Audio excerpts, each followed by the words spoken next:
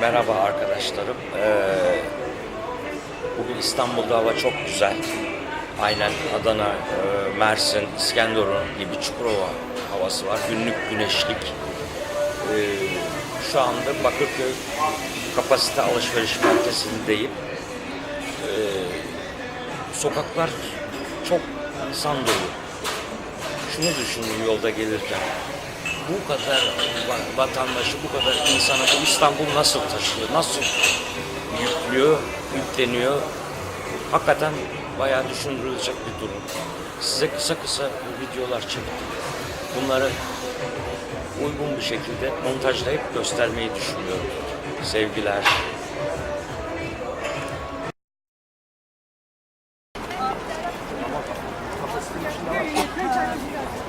Batan da var.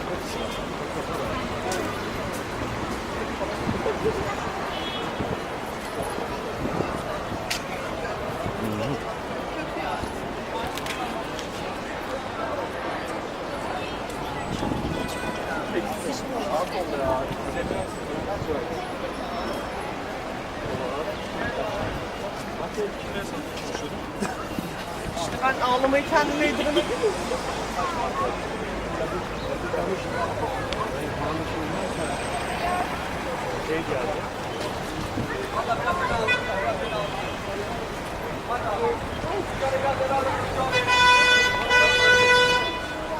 Evet, burası da Bakırköy Kapasite.